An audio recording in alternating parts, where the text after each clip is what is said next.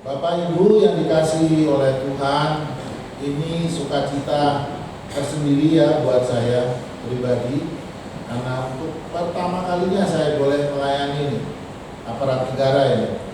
Jadi ini merupakan suatu kesempatan dan juga suatu kebanggaan ya, lewat Ibu Rina ya diundang dan saya akan bisa berbicara di tempat ini. Baik, saya akan perkenalkan sedikit tentang kependetaan saya. Saya tertabiskan di gereja Lutheran dan saat ini saya melayani, statusnya masih melayani di gereja HKBP Pomona, California, USA. Saat ini memang saya lagi sabbatical leave ya, lagi cuti panjang karena kegiatan-kegiatan pelayanan yang perlu berlangsung di Indonesia. Mungkin nanti setelah ibadah kita boleh perkenalan lebih lanjut ya, karena waktu kita sangat terbatas. Baiklah, kita mulai saja. Sebenarnya apa yang akan kita renungkan pada hari ini? Baik, temanya adalah kepemimpinan Kristen di era digital dan semangat reformasi gereja. Nanti kita akan sampai pada satu hal yang detail kenapa kita ada di tempat ini. Bapak Ibu percaya apa tidak? Keputusan yang Bapak Ibu ambil saat ini untuk hadir di tempat ini karena Bapak Ibu tahu bahwasanya ada berkat Tuhan yang nanti Bapak Ibu dan saudara-saudara sekalian di sini. Ini bukan satu kebetulan. Jangan menganggap itu kebetulan, tapi ini merupakan satu keputusan, sikap, dan sesuatu yang bisa dinamakan kedisiplinan. Kenapa? Banyak godaan. Saya yakin banyak tadinya mungkin sudah niat, tetapi di sini niat tidak cukup. Kalau dia cuma niat tanpa dilakukan, nol besar. Jadi kita perlu niat dan juga kemauan. Dan puji Tuhan, Bapak Ibu semua boleh hadir di tempat ini. Mari kita sama-sama melihat benar firman Tuhan yang seperti apa ya yang akan saya dapatkan. Oke. Selanjutnya ini yang merupakan landasan firman Tuhan yang saya ambil dari Yosua pasal yang pertama ayatnya yang 9. Saya akan bacakan. Bukankah telah kuperintahkan kepadamu, kuatkan dan teguhkanlah hatimu. Janganlah kecut dan tawar hati, sebab Tuhan Allahmu menyertai engkau kemanapun engkau pergi. Bapak Ibu, kita perlu sedikit menelah apa sih latar belakang daripada firman Tuhan yang tadi diambil. Kita mengetahui Joshua itu adalah yang dipilih dan mempunyai mandat untuk melanjutkan kepimpinan Musa, ya. Karena Musa tidak diperkenankan Tuhan untuk masuk tanah perjanjian, maka ditunjuklah Joshua untuk melanjutkan tugas ini. Ini dari ayat 6, 7 itu berulang-ulang kali ya, Tuhan mengingatkan untuk supaya dia percaya, ya, jangan kecut dan tawar hati. Kenapa sih sebenarnya? Apa yang sebenarnya terjadi? Karena begitu dia melihat tanah perjanjian yang dijanjikan itu dipenuhi dengan kerajaan-kerajaan, ya, dan mereka semua itu sudah berbudaya lebih maju, orangnya besar-besar, kuat-kuat, banyak. Sementara mungkin dibandingkan Israel tidak punya banyak manusia pada waktu itu. Joshua jelas menghadapi dua tantangan, eksternal dan internal. Internalnya dia udah tahu dan udah belajar dari the legend ya, itu Musa memimpin selama berpuluh tahun. Dia tahu persis bagaimana menangani bangsa Israel yang tegar tengkuk. Ini adalah kenyataan yang harus dihadapi oleh Joshua. Karena apa? Waduh, ini bangsa ini gak gampang ditangani. Ditambah lagi tampuk kepimpinan itu diberikan kepada dia untuk menyelesaikan masukan bangsa Israel ke tanah perjanjian, yang mana mereka harus bertempur untuk memastikan bahwasanya mereka bisa mendiami tempat tersebut. Itu eksternalnya. Jadi wajar ya, kecut tawar hati, tetapi Tuhan mengingatkan kembali pada Yosua, sudah kuperintahkan ya kepadamu, kuatkan dan teguhkanlah hatimu. Karena apa? Karena aku berjanji menyertai engkau senantiasa. Nah, Bapak Ibu, ayat ini memang secara langsung merupakan seruan Tuhan kepada Yosua, ya, yang memang mengganti kepemimpinan Musa untuk menghadapi tantangan besar. Nah, tapi ini juga adalah sebenarnya firman yang hidup bagi kita semua hari ini, khususnya untuk para pemimpin di gereja, di rumah, di tempat kerja Bapak Ibu, atau sedang di lapangan, bahkan dalam dunia digital. Nah, ini kita akan kaitkan. Karena kita sekarang ini tidak hanya hidup dalam dunia nyata sekarang. Dunia maya itu eksis. Dan bagaimana kuatnya dunia maya itu bisa mempengaruhi kehidupan kita yang nyata. Bukannya kita mempengaruhi dunia maya, tetapi justru dunia maya bisa menyetir kehidupan kita yang nyata. Disinilah bahayanya. Ya, kita akan lihat lebih lanjut. Nah, hari ini berkesempatan saya juga mau mengingatkan tepat hari tanggal 31 Oktober ya. Ini peringatan hari Reformasi Gereja. Kita nggak boleh lupa sama sejarah. Ya, orang-orang benar, orang-orang yang sukses itu tidak pernah melupakan latar belakang sejarah yang penting. Kalau nggak, kita nggak berkumpul di sini. Ya, reformasi yang dipionirkan oleh Bapak Gereja kita Martin Luther. Ini bukan promosi ya, karena kebetulan saya memang dari Gereja Lutheran. 1517 dia membawakan 95 dalil di gereja di Wittenberg, Jerman, ya, mau menyatakan beginilah kebenaran firman Tuhan yang harus dinyatakan bagi semua orang, bahwasannya apa? Bahwasannya dosa itu adalah sesuatu yang serius dan bentuk pengampunan Tuhan itu benar nyata. Karena sebenarnya Luther juga pernah mengalami masa keraguan-raguan.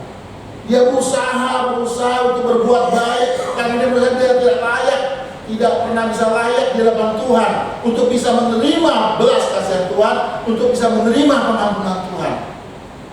Sampai pada satu titik dia merasakan bahwasanya segala sesuatu itu, nah ini yang perlu kita ingat. Ada 3 sola ya. Yang pertama saya akan kasih tahu bahwa semuanya itu hanya karena kasih karunia Allah. Tidak ada bentuk usaha apapun dari manusia untuk mendapatkan anugerah ini. Karena apa? Karena ini adalah sepenuhnya inisiasi Allah. Karunia yang Tuhan berikan, dan ini diberikan bagi kita orang-orang yang sebenarnya tidak layak untuk menerima. Karena apa?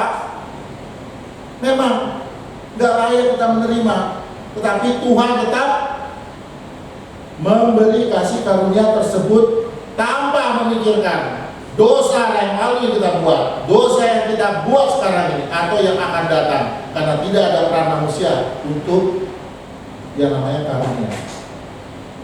Dan kemudian melalui apa? Tentunya melalui iman. Hanya karena iman sajalah kita diselamatkan. Dan tentunya kalau kita bicara iman, kalau terputus cuma iman, ini gak lengkap. Imannya harus kepada siapa?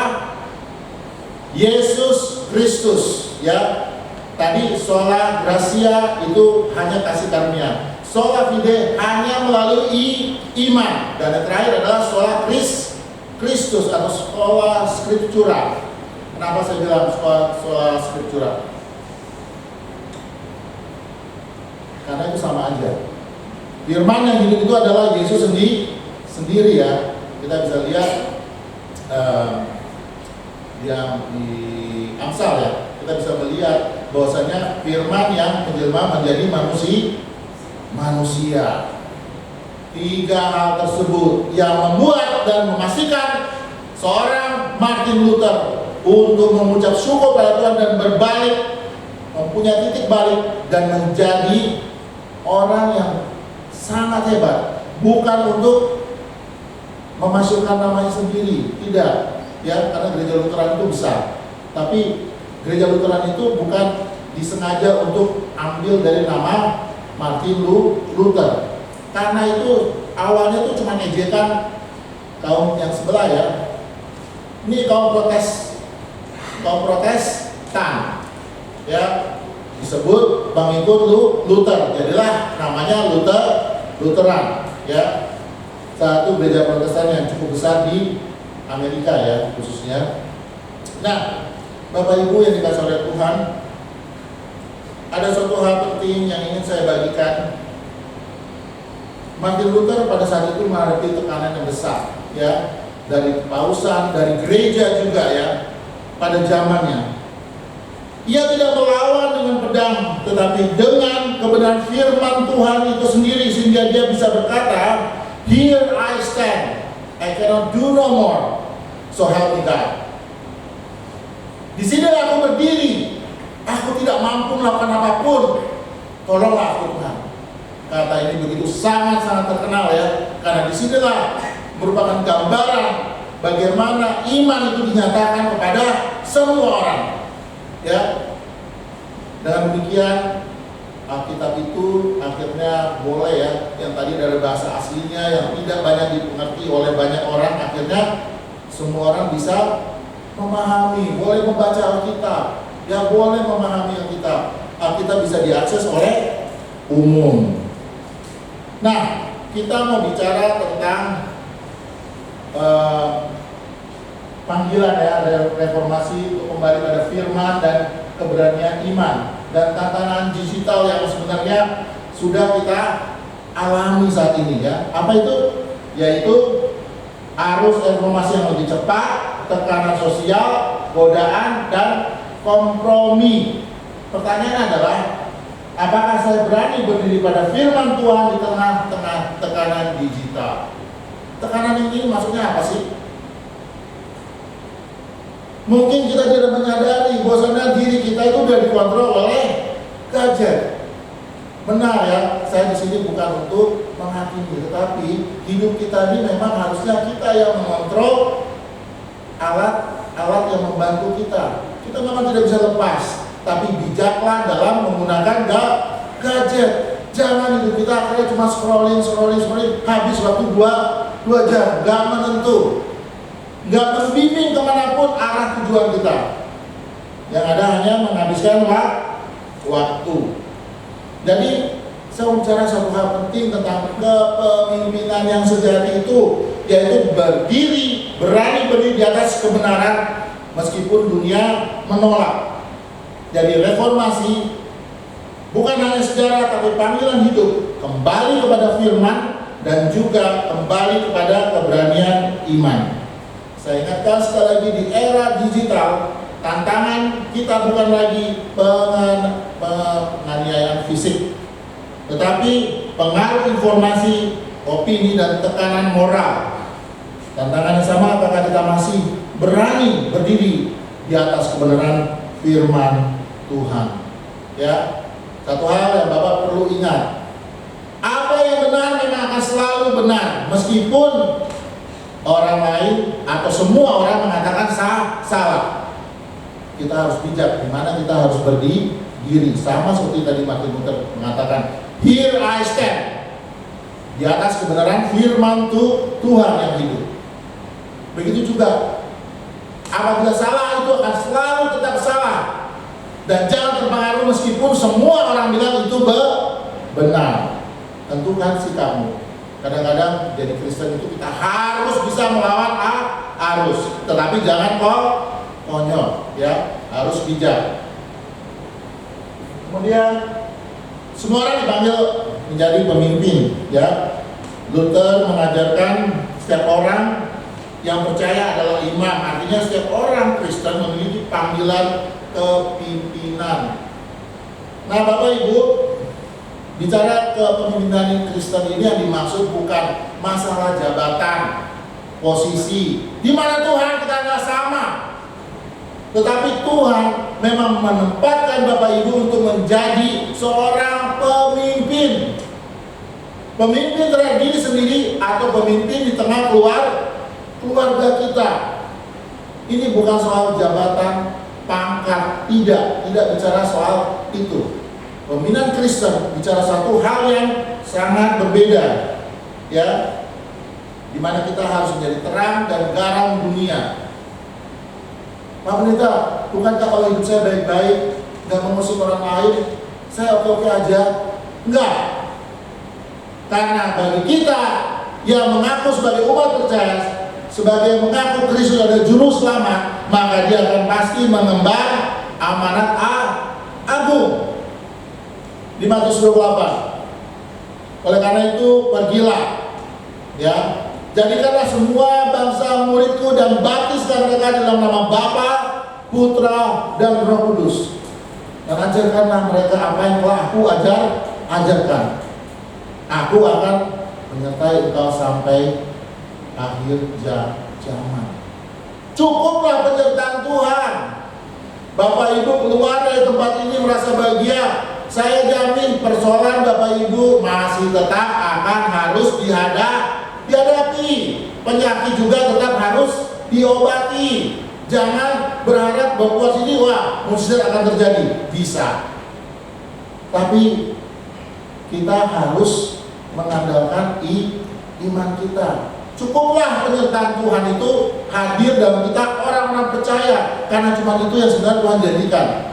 Tuhan gak pernah berjanji kalau kalian datang di tempat ini mendapat berkat, penyakitmu hilang, hutangmu akan lunas, permasalahan keluargamu akan beres. Tidak pernah. Yang Tuhan janjikan cuma satu hal, dia akan menyertai engkau sampai kapanpun.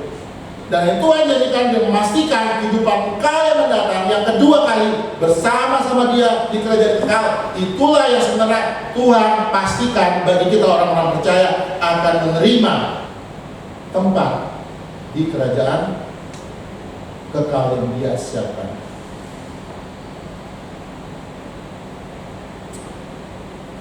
Mengarahkan orang lain kepada Kristus lewat hidup dan kesaksian, bahkan lewat media sosial. Ya, ini merupakan pertanyaan juga. Apakah orang lain melihat kita malah menjauh?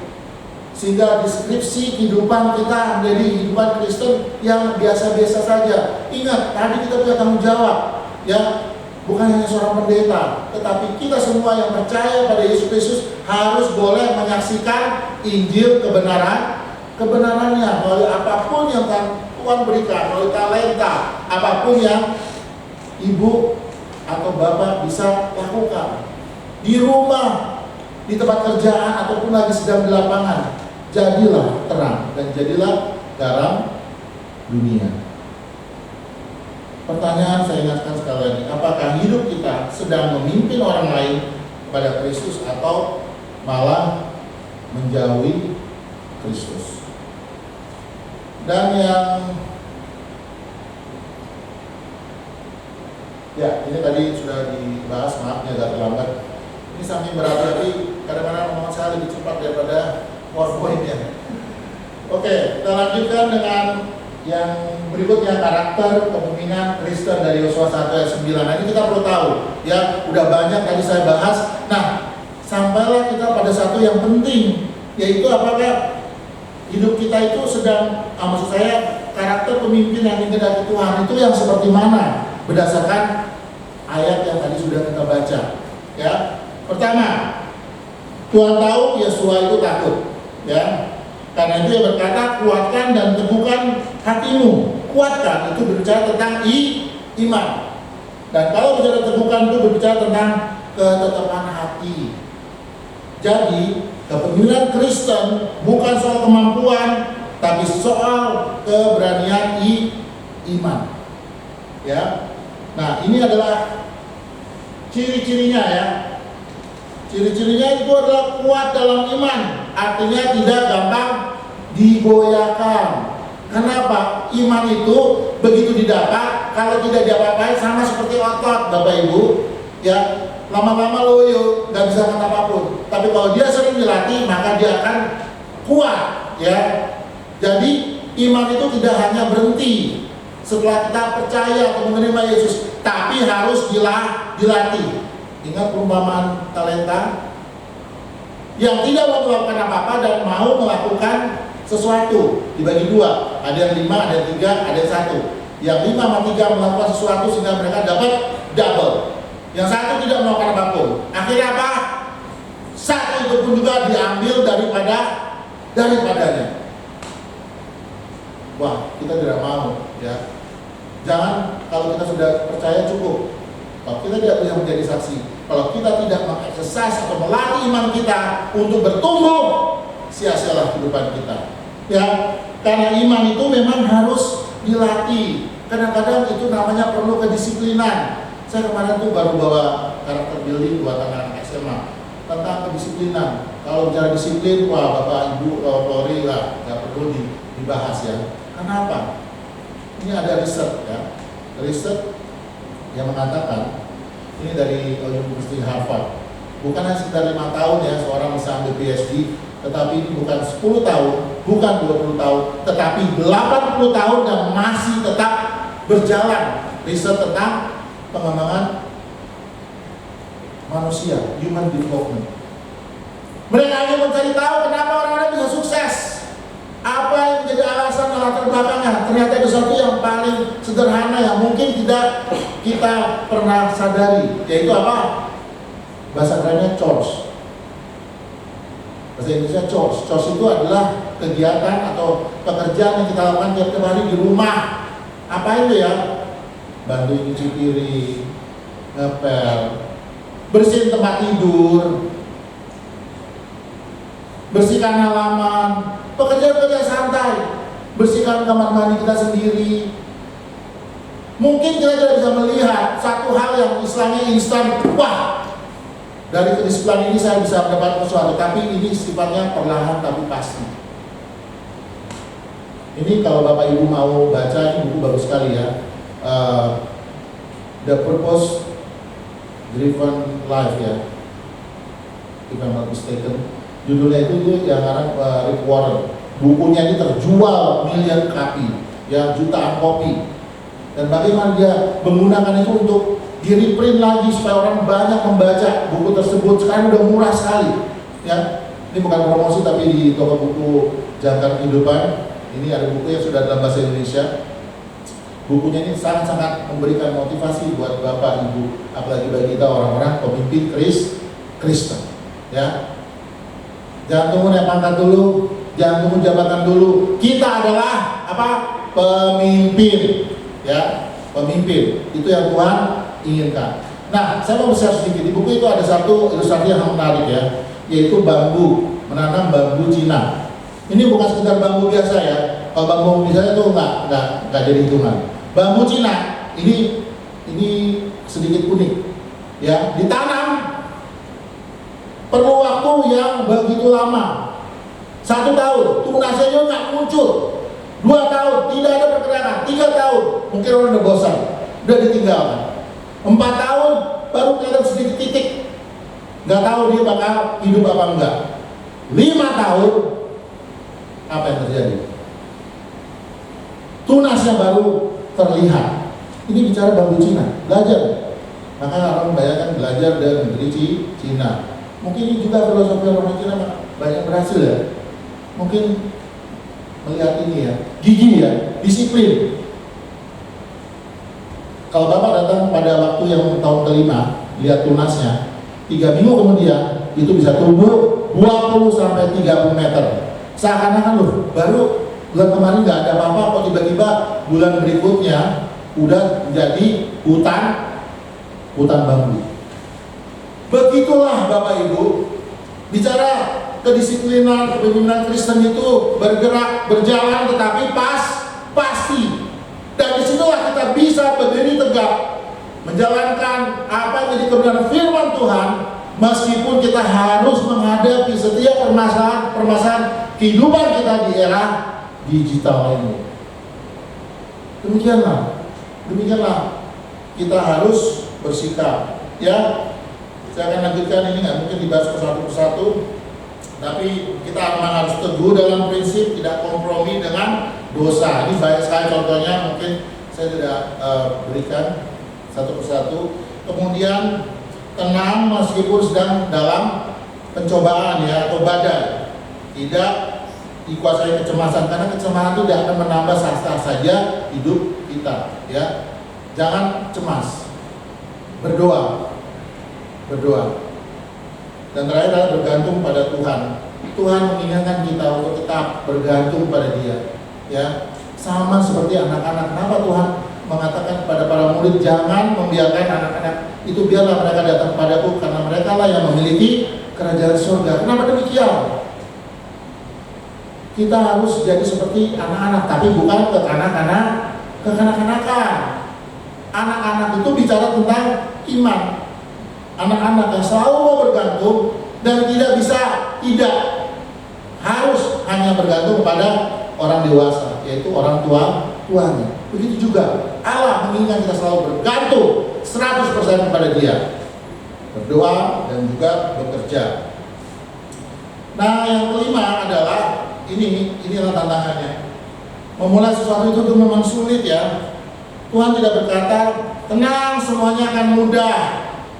Justru berkata, satu, aku menyertai engkau. Ini yang saya renungkan dari tadi.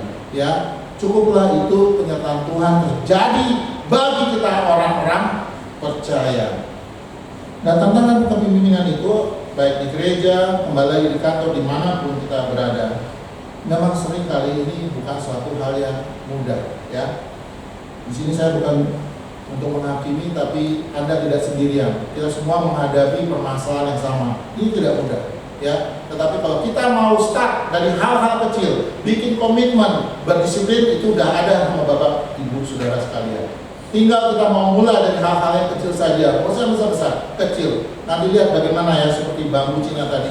Tiba-tiba Bapak Ibu sudah merasakan suatu perubahan yang sangat signifikan dalam kehidupan Bapak Ibu sebagai seorang pemimpin Kristen. Langkah iman itu dimulai dari apa? Doa dan firman, ya.